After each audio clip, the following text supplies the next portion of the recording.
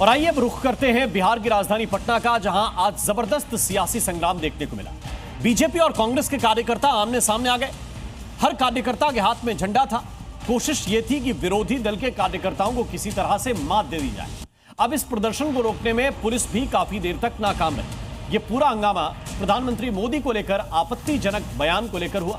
पटना से एक खास रिपोर्ट आपको दिखाते हैं। ये बिहार की राजधानी पटना है। बिहार कांग्रेस मुख्यालय के सामने बीजेपी कार्यकर्ताओं का रण घंटे भर जारी रहा। जिधर आपकी नजर जाएगी आपको बीजेपी और कांग्रेस कार्यकर्ताओं के बीच भिड़ंत ही दिखेगी। यहाँ पर मौजूद हर कार्यकर्ता के हाथ में लाठी है, डंडा है और अपनी पार्टी का झंडा भी है। हालात को संभालने पहुंची नीतीश की पुलिस लाचार है, क्योंकि जितने पुलिस वाले तैनात हैं उससे कहीं ज्यादा प्रदर्शनकारी हैं। ये देखिए किस तरह से एक पुलिस वाले ने हालात पर काबू पाने के लिए पिस्टल निकाला, लेकिन यही पिस्टल पुलिस के लिए जी का जंजाल बन गया। कांग्रेस के नेताओं को चेतावनी देता हूं, आपने मां का अपमान किया है। एक एक बिहारी बेटा आपको इसका जवाब देगा। आपने देश के प्रधानमंत्री का अपमान किया है। एक एक भाजपा कार्यकर्ता इसका बदला लेगा। अब आप तो देख सकते हैं, हम प्रदर्शन करने आए थे, शांतिपूर्ण प्रदर्शन था। कांग्रेस कार्यालय के अंदर से ईटा पत्थर चलाए जा रहे हैं, बंदूक दिखाए जा रहे हैं। तो भाजपा कार्यकर्ता बंदूक और ईटा से नहीं डरता, पत्थर भी खाएगा, माथा भी फोड़ाएगा, शहीद हो जाएगा, पर इस मां के अपमान का बदला लेके रहेगा।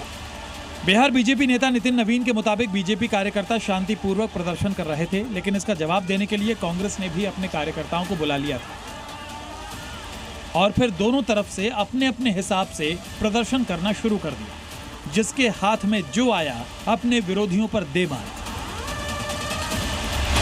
गाड़ी तोड़ा जा रहा है और ईंट पत्थर चलाए गए हैं। हम तस्वीर आपको दिखा रहे हैं। देखिए किस तरह के ईंट और पत्थर चलाए गए हैं।